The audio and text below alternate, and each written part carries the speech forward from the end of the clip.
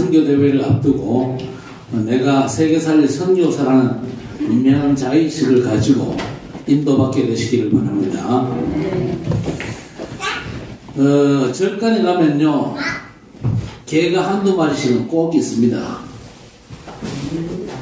그런데 개가 아무리 힘들고 어려워도 목탁 두들기고 연불 외우는 거 본 적 있어요? 여러분이 평생을 두고 올라가서 살펴봐도 절대로 그런 법은 없습니다. 왜 없습니까? 개는 그저 짐승일 따름입니다. 우리 인간과 결정적으로 차이가 뭡니까? 우리 인간은요, 하나님께서 처음부터 예배 인생으로 창조하셨거든요. 하나님이 형상으로 창조하셨다 그 말입니다. 그러나 인간 외에 다른 모든 짐승들은요, 그저 고기 덩어리일 뿐입니다. 예배 인생으로 지음받은 우리 인간은요, 예배가 안 되면요, 모든 것에 실패 오는 것이 당연한 것입니다. 아담의 아들 중에 가인은요, 나쁜 사람이 아니었고 예배 실패한 사람이었어요. 반면에 아벨은요, 많은 일보다가 예배 성공한 사람이었습니다. 예배를 잃어버렸던 아담 하와에게 하나님께서 예배 회복을 약속하셨지요. 그래서 하나님께 예배할 수 있도록 그리스도께서 이 땅에 오사 죽으심과 부활로 우리의 신분을 회복시켜 주셨습니다. 오늘도 예배 드리면서 여러분 참된 예배 체질을 회복하시기를 바랍니다. 우리 인간은요, 원래 이 육신과 세상 문화에 100% 익숙하거든요. 그래서 날 때부터 우상과 종교 너무 익숙합니다. 심지어 그리스도께서 다 이루셨음에도 불구하고 천주교를 가보세요. 아직도 구약 예배하고 있습니다. 레위기를 끝내기 전에 여러분 참 예배를 반드시 회복하시기를 주의 이름으로 축원합니다. 참 예배 축복을 누렸던 이 다윗의 찬송을 보세요. 다윗이 찬송하니까요, 사울 왕에게 붙었던 악신이 떠나갔어요. 다니엘은요, 예배만 누려도 충분함을 알았었기만 바벨론의 포로가 되어도 모든 일들을 기쁨으로 감당을 했지요. 왕도 기쁨으로 섬겼지만 딱 하나 우상 숭배는 단호하게 거부했습니다. 사실 이 다니엘은요, 참 예배만으로 75년간이나 최강 바벨론과 페르시아의 문제들을 해결하는 응답을 받았거든요. 여러분이 예배제도 드리고 말씀제도 받으면요, 모든 응답을 하나님께서 다 준비하십니다. 우리나라도 73년 전에 6.25 전쟁이 일어났잖아요. 북이 완전 준비해가지고 남침해 왔거든요. 그래서 이길 수가 없었는데 낙동강이 무너지면 적화되는 그런 상황이었잖아요. 그때 저 부산 초량교회에서 목사님들, 장로님들이 모여가지고 하나님께 간절한 마음으로 예배하고 기도한 뒤에 하나님께서 반전의 역사를 이루셨죠. 인천 상륙작전의 성공과 북진으로 공산화를 막고 지금 나라가 선진국 반열에 선 줄 믿습니다. 하나님은요, 성도들을 처음부터 예배케 하셨습니다. 그리고 영원히 예배할 존재로 앞으로 천국에서 살게 하시는 겁니다. 그래서 오늘 어떻게 예배할 것인가에 대해서 주신 말씀이 바로 레위기서입니다. 레위기의 주제는요, 하나님께서 하나님의 백성들이 어떻게 예배할 것인가, 그 점에서 상세하게 말씀을 주시고 있습니다. 여러분은 무엇보다도 예수 그리스도 복음 누리고 증거하는 마음으로 예배자 되시기를 바랍니다. 왜 그렇습니까? 예수만이 우리의 유일한 대제사장이기 때문에 그렇습니다. 그래서 누구나 그냥은 예배될 수가 없습니다. 불신자는 절대 예배 못하는데 구원받아도 그냥 예배하면 틀린 예배하는 겁니다. 왜 그렇습니까? 로마 3장 23절에 모든 인간이 다 범죄해서 하나님의 영광에 이르지 못하기 때문에 하나님께서 그리스도를 약속하셨고 약속이 그리스도께서 이 땅에 오셔가지고 모든 걸 완성하셨지요. 그래서 예배는요, 그리스도 빠지면 제대로 된 예배가 못 됩니다. 언제나 그리스도 안에 있는 풍성함을 내가 온전히 누려야 되겠다. 그리스도 이름으로 하나님 앞에 담대히 나아가야 되겠다. 그런 중심을 가지고 하나님 앞에 나와서 예배 드리시기를 바랍니다. 그리스도께서 고난 받으심으로 말미암아 인생의 죄 문제를 완전 해결하셨잖아요. 그래서 죄 때문에 우리는 더 이상 힘들어할 이유가 없습니다. 왜? 우리의 모든 죄와 그 죄 때문에 오는 저주, 재앙, 또 지옥의 문제를 십자가에서 완전 끝내셨습니다. 그리고 하나님 만나는 길을 여셨잖아요. 내가 곧 길이요 진리요 생명이니 나로 말미암지 않고는 아버지께 올 자가 없느니라. 하나님을 떠난 인생들은요, 세상에서 방황할 수밖에 없는 겁니다. 방황하다가 엉뚱한 길을 만나죠. 그 길이 바로 우상숭배고 종교의 길입니다. 그러나 그건 하나님 만나는 옳은 길이 아니지요. 그리스도께서 하나님 만나는 완전한 길이 되셨습니다. 그래서 구약에서는요, 오실 메시아를 사모하면서 하나님 앞에 제사를 드린 것이고, 그리고 레위기의 모든 제사가 그리스도로 오실 예수님을 의미하는 겁니다. 그래서 장차 오셔서 그리스도로 죽어서 인생 문제를 해결하실 그리스도를 생각하면서 그분을 믿고 하나님 앞에 예배를 드린 겁니다. 자, 구약 제사를 그대로 드렸는데 피도 드렸어요. 그런데 그 믿음 없이 오실 메시아에 대한 믿음 없이 피만 드린다. 그러면 됩니까? 안 됩니까? 그것도 안 되는 거예요. 여러분, 우리나라도 피제사 비슷한 게 있잖아요. 그게 뭡니까? 동지 팥죽 여러분 자세 보셨어요? 애군을 쫓는다면서 붉은색의 팥죽을 먹습니다. 그리고 문지방에도 그 팥죽을 바르잖아요. 그게 뭐가 없습니까? 그리스도에 대한 믿음이 없는 형식밖에 없잖아요. 그게 문제거든요. 형식이 문제가 아닙니다. 의식이 문제가 아니고 진짜 중요한 믿음의 비밀이 회복되어져야 되는 겁니다. 오늘 이 자리에 나와 앉아 있어도 예수 그리스도를 전적으로 의지하는 마음 가지고 하나님을 바라보지 않으면요, 이 자리에 앉아 있는 자체가 사실은요, 헛예배입니다. 예수께서 여러분의 인생 모든 문제를 해결하심을 믿고 하나님 앞에 믿음으로 나아가시기를 바랍니다. 아담도 예수 믿고 구원받아서 하나님께 예배드렸어요. 믿음의 조상 아브라함도 마찬가지 아니었습니까? 너희 조상 아브라함이 나이 때 볼 것을 즐거워하다가 보고 기뻐했다고 주께서 말씀하셨습니다.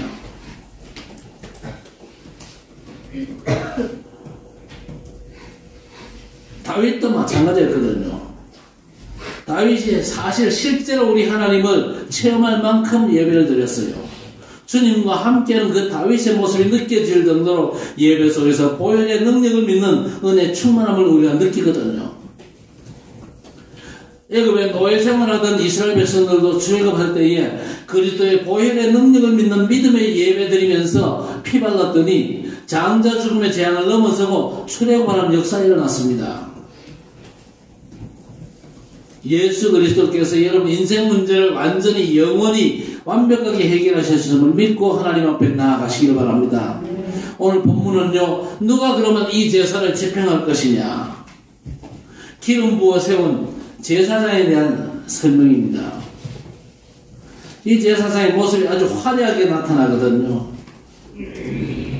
하나님께서 원하시는 그 제사장은 하나님께서 너무나 귀하게 보신 겁니다. 오늘 제사자의 영광이 여러분이 회복되고 누려지기를 주의 이름으로 축원합니다. 제사장은 언제나 하나님 앞에 나와서 예배드릴 때에 그리스도께서 자신을 제물 삼아 구약의 제사를 완성하신 것을 생각하면서 하나님 앞에 제사를 드려야 되는 것이죠. 예수 그리스도께서 대제사장 되십니다. 그래서 이제 인간 중보자는 더 이상 필요가 없습니다. 왜? 그리스도만이 우리의 대제사장 되시기 때문에. 그리스도만이 하나님과 우리 인간 사이에 유일한 중보자가 되십니다. 그래서 1절에 여호와께서 모세에게 말씀하여 이르시되, 레위기에 계속 이 말씀이 계속되는데 우리가 말씀대로 예배하지 않으면요, 헛예배된다 그 말입니다. 내 생각대로 예배하는 게 아니고 하나님의 말씀대로 인도받고 예배 드려야 될 것입니다. 하나님의 말씀을 놓치면요, 우상숭배하는 예배, 종교적인 예배가 될 수밖에 없는 겁니다. 우리가 예배 잘 드려도 사실 끝이거든요. 예배만 제대로 드려도 보호자의 풍성함이 우리의 삶에 넘치게 될 것입니다. 오늘 정말로 예배의 그 풍성한 영광을 찾아 누리시기를 바랍니다. 자, 그런데 구약에는 제사장이 예배를 집례했지만요, 지금 우리는 어떻습니까? 저와 여러분이 왕같은 제사장입니다. 한번 받아갈까요? 내가 제사장이다. 왕같은 제사장이다. 레위지 하잖아요. 그렇죠? 그 제사장이 보기 2절에 너는 아론과 그의 아들들과 함께 그 의복과 관유와 속죄제의 수송아지와 순양 2마리와 무교병 한 광주리를 가지고 그랬습니다. 지금 뭐 하고 있습니까? 제사장을 세우는 제사장 위임식을 지금 준비하고 있습니다. 그래서 하나님이 원하시는 사람을 세우라는 겁니다. 그 사람이 누굽니까? 하나님께서 지명하신 아론과 그의 아들들입니다. 아론과 그 아들들을 하나님께서 제사장으로 이제 기름 부어 세우시는 것이죠. 자, 그런데 신약에 와서 마가복음 3장 13절에 보면 예수께서 누구를 부르십니까? 주께서 원하시는 자를 부르십니다. 여러분도 주께서 원하셔서 오늘 이 예배 자리에 오신 줄 믿습니다. 하나님은 절대 인간적인 조건이 아닙니다. 일방적으로 은혜 베푼 사람을 세워가지고 역사하시거든요. 그래서 여러분 사람을 인간적인 조건으로 판단하지 마시기를 바랍니다. 하나님께서 만나게 하시는 사람이 있습니다. 그 사람이 축복이지요. 전도가 뭐 어렵다 쉽다 그게 아니고 하나님께서 시간표에 말씀받을 준비된 사람을 만나는 그런 축복을 준비하시거든요. 하나님께서 하나님의 시간표에 사람을 우리에게 붙여주실 때에 그 사람이 여러분에게 축복의 사람이 되는 거예요. 그래서 사도행전 16장 14절에 바울 사도가 루디아라는 여자를 처음 만났는데 아니 처음 만난 여자가 낯선 남자의 말을 왜 듣습니까? 그런데 그게 아니고 주께서 루디아의 마음을 여사 바울의 말을 청종케 하시니라 그랬습니다. 우리 주께서 루디아의 마음을 열었다. 그래서 바울이 전하는 예수 그리스도의 복음을 듣고 예수님을 구주로 영접하게 하셨다. 그 얘기입니다. 자, 이렇게 하나님이 예배한 사람을 만나는 게 축복이거든요. 여러분 이번 한 주간도 기도하시기 바랍니다. 하나님께서 축복하시는 만남의 역사가 내게 있게 하옵소서. 그렇게 기도하시기 바랍니다. 사업하는 사람도 하나님이 축복하시는 사람을 만나게 하셔야 그 사람과의 만남과 사업이 축복이 되는 겁니다. 장사하는 사람도 마찬가지죠.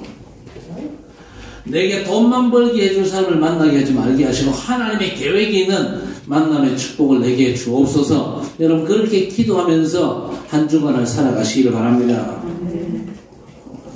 그리고 하나님께서 예비하신 사람을 만나기 위해서는 그냥이 안 됩니다. 그냥은 안 되죠. 옷을 입으라 그랬습니다.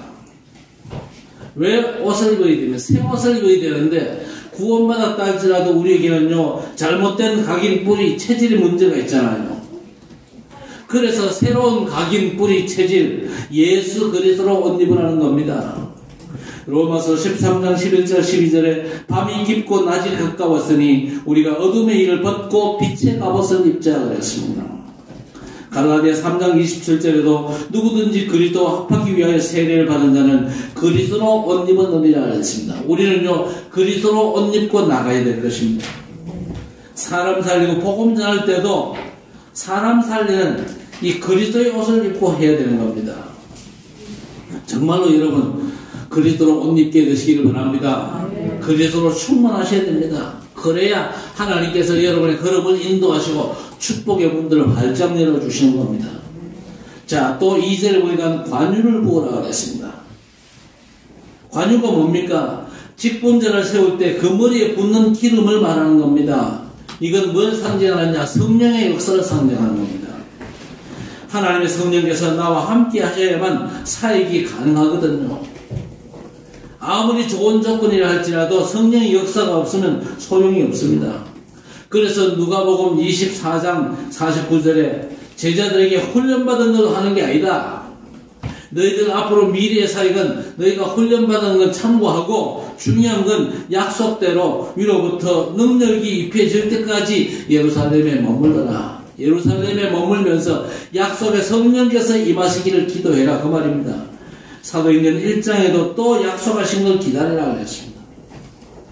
하나님의 성령 충만을 먼저 사모하고 받으라는 거죠. 여러분 정말 중요한 게 뭐냐? 성령 충만을 사모하는 여러분 되시기를 바랍니다. 여러분이 열심히 가지고 하는 게 아니거든요. 여러분의 노력과 지식, 발버둥 가지고 하나님이 이걸 절대 못하거든요.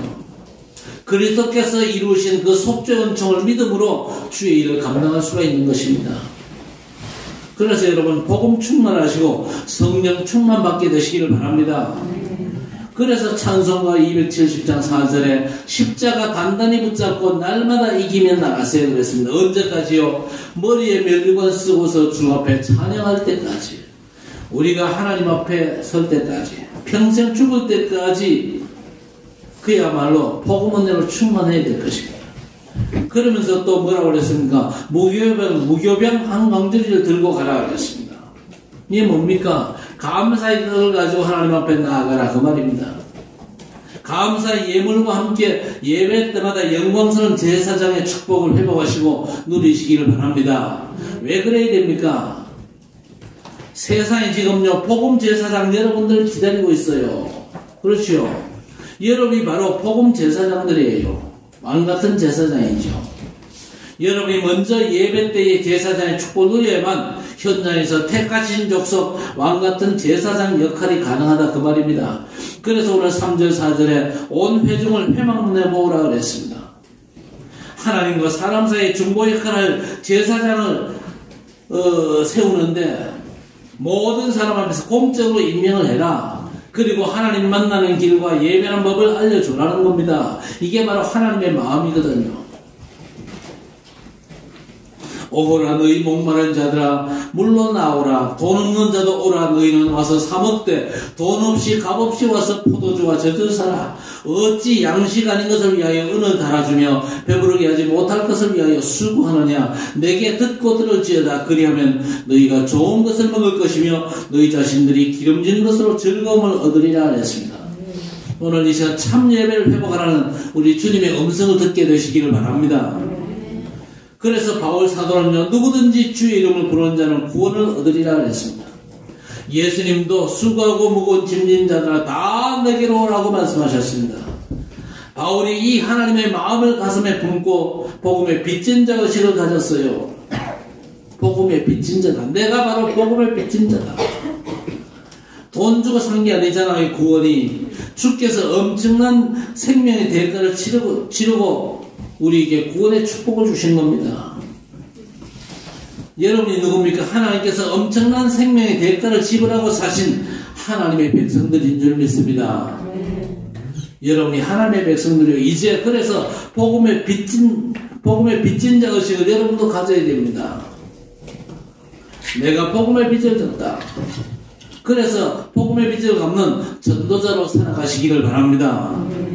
그래서 바울사도가 로마서 1장 14절 15절에 보니까 헬라인이나 야만이나 지혜 있는 자나 어리석은 자에게 다 내가 빚진 자라. 내가 할 수 있는 대로 모든 사람에게 복음을 전하려고 한다. 결단하였거든요. 우리 하나님의 소원을 여러분 아십니까? 그리스도의 그 십자가 중보사역과 십자가의 은총을 모든 인생들이 알기를 원하시거든요. 그러니까 그 중간 역할을 하는 사람이 필요하다 그 말이거든요. 그래서 바울은요, 원래 예수님을 핍박하던 아주 몸선 사람 아니었습니까? 그랬는데 디모데전서 1장 16절에 이런 내가 긍휼을 입은 까닭은 예수 그리스도께서 내게 먼저 일체 오래 참으심을 보이사 진노하지 않고 기다려 주셔가지고 날 구원하시고 모든 사람에게 복음 전할 본이 되게 하셨다는 겁니다. 그래서 낙심하면 절대 안 되지요. 전도 대상자를 놓고 왜 이렇게 더딜까? 아니거든요. 베드로전서 3장 9절에 주의 말씀의 약속은 어떤 이들이 더디다고 생각하는 것 같이 더딘 것이 아니라 뭡니까? 하나님께서 참고 기다리시는 겁니다. 하나님이 지금도요, 멸망의 백성들이 하나님께 돌아와 예수 믿고 구원받기를 지금요 참고 기다리고 계십니다. 하나님이 진노하시는 하나님이신데 참고 기다리신다니까요. 아브라함에게 하나님께서 미리 말씀하셨거든요. 네 후손들이 애굽에서 노예생활 400년 만에 돌아올 것인데 왜 400년 만이냐? 가나안 땅에 죄로 가득한 아모리 족속에도 기회를 준다는 겁니다. 죄인들에게 하나님께서 바로바로 진노하면요 살아남을 수 있는 죄인이 없습니다. 그런데 하나님께서 바로 진노하지 않고 참고 기다리십니다. 복음받을 기회를 저들에게 주신다 그 말이거든요. 그 그 마음을 바울사도가 품고 에베소에서 2년을 사역했는데 헬라인이나 유대인이나 다 복음을 들었다 그랬습니다. 여러분 그 하나님의 마음을 여러분이 갖고 사시기를 바랍니다. 오늘 5절에 모세가 회중에게 이르되 여호와께서 행하라고 명령하신 것이 이러하니라 그랬습니다. 모든 예배는요, 규례는 모세가 고안하고 연출한 게 아니지요. 하나님이 가르쳐 주셨어요. 우리 하나님의 소원 모두가 하나님께 돌아오기를 기다리며 길을 가르치시는데 우리 성도 여러분이 그 역할하고 축복받게 되시기를 바랍니다. 여러분이 예배 속에서 그리스도 예수 보혈의 은총을 누리면요, 하나님 주시는 은혜를 진짜 누릴 수 있거든요. 오늘 6절에 모세가 아론과 그의 아들들을 데려다가 물로 그들을 씻기고 그랬습니다. 물로 그들을 씻기고 무슨 소리입니까? 하나님께 옛사람으로 나가면 안 된다는 겁니다. 새 언약의 은총을 믿고 예배 드려야 됩니다. 그래서 우리는 그리스도 구원의 그 엄청난 축복을 묵상하면서 찬양으로 예배를 시작해야 될 것입니다. 그래서 예배 시간에 일찍이 오시라는 겁니다. 왜? 찬양으로 예배를 시작하기 위해서. 여러분 히브리서 9장 12절 이하에 염소와 송아지의 피로 하지 아니하고 오직 자기 피로 영원한 속죄를 이루사 단번에 성소에 들어가셨느니라.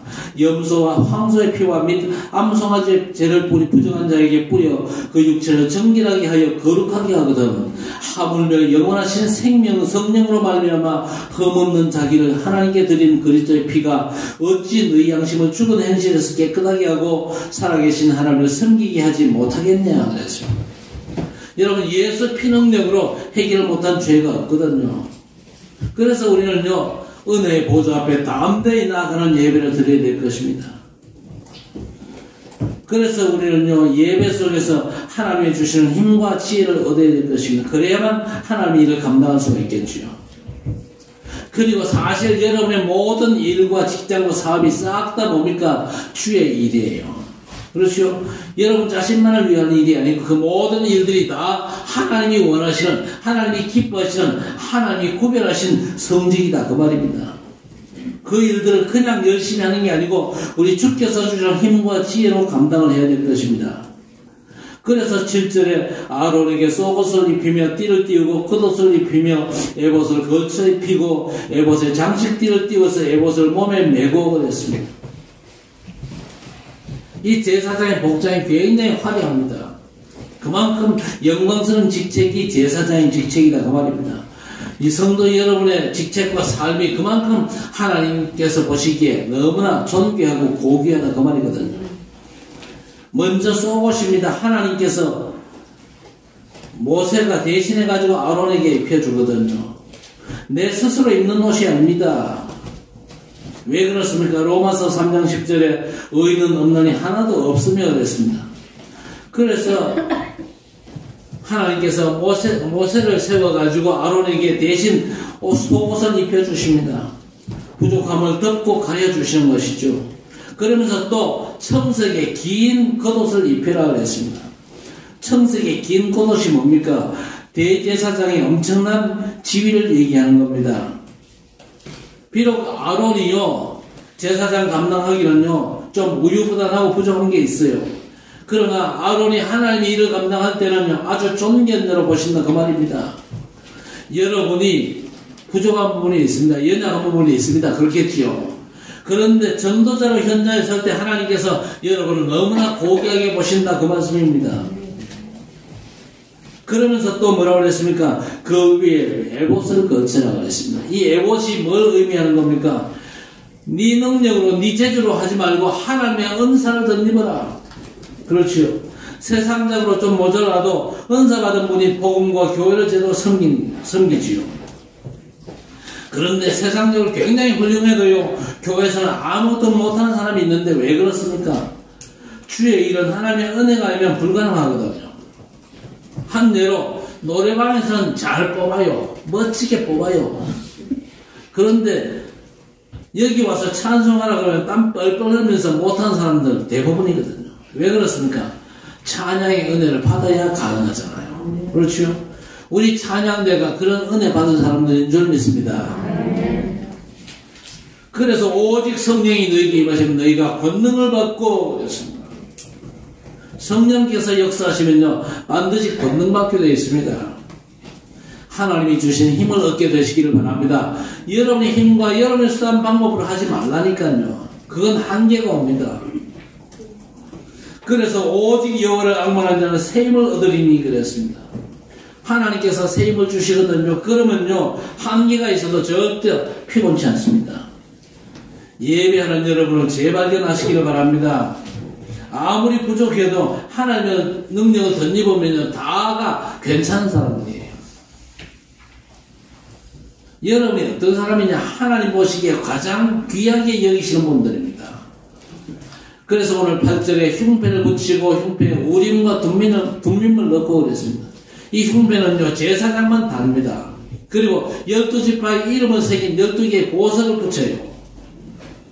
하나님께서 여러분을요 왕같은 제사장 된 여러분을 보석같은 존재로 여기신다 그 말입니다. 한번 할까요? 나는 보석같은 존재다.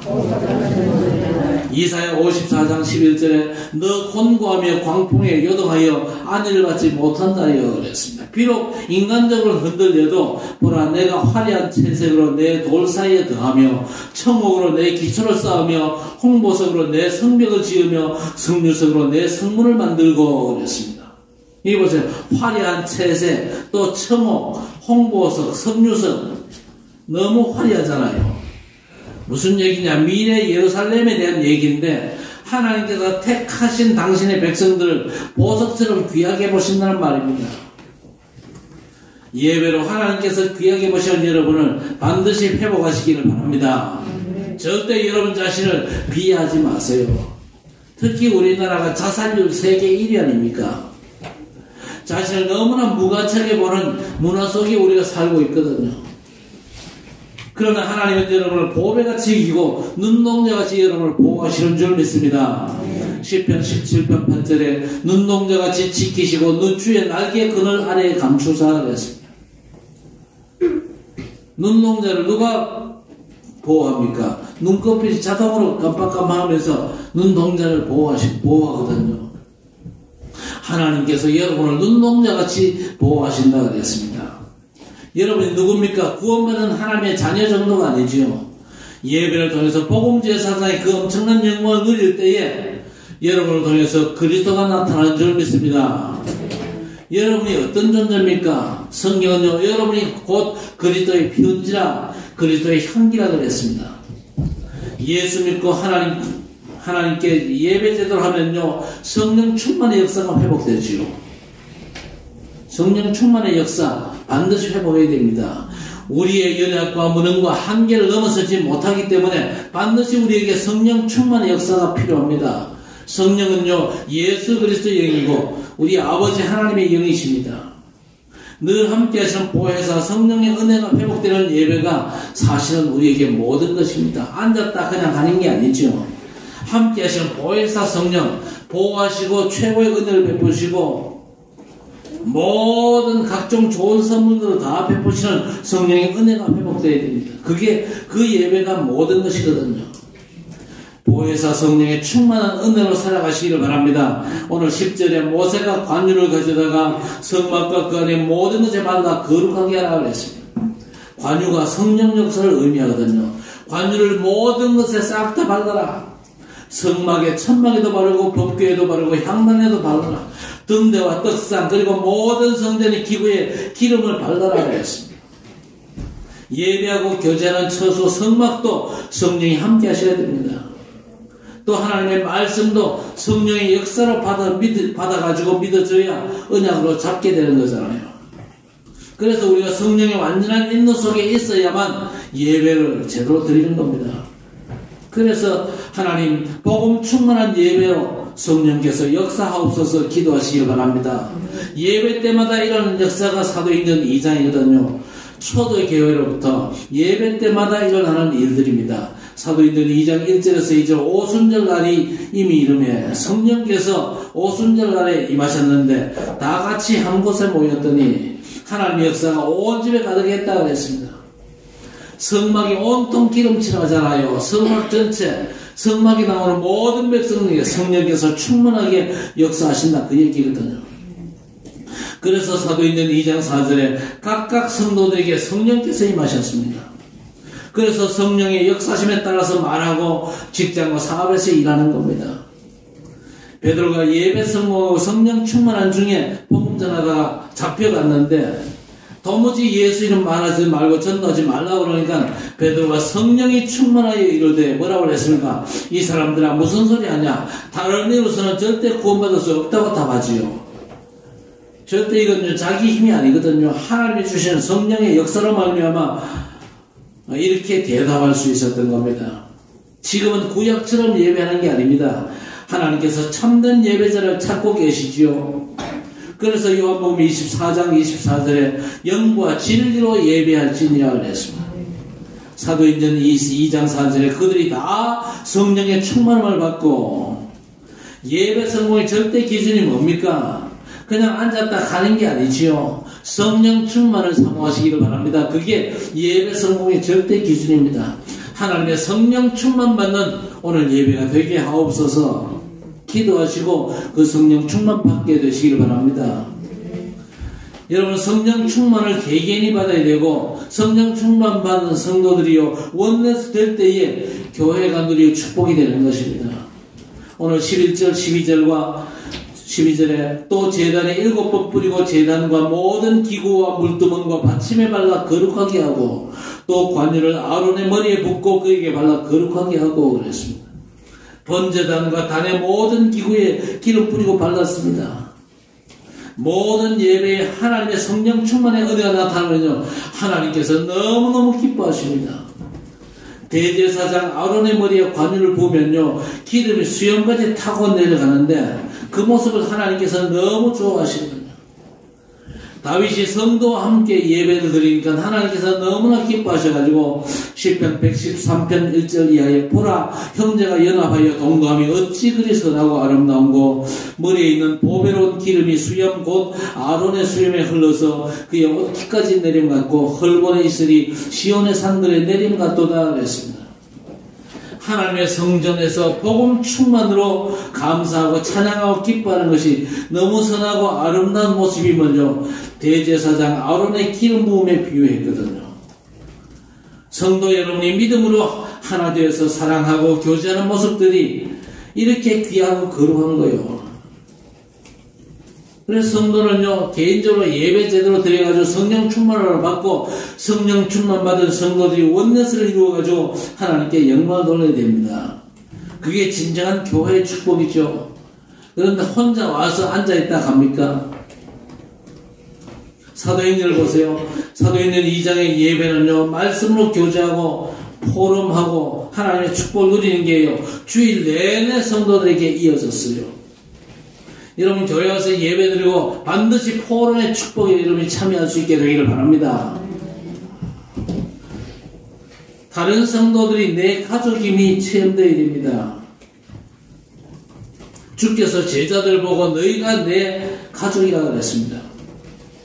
예수께서 사역하는 중에 누가 가족들이 왔다 그러니까 예수께서 반문하십니다. 누가 내 가족이냐 물었지요.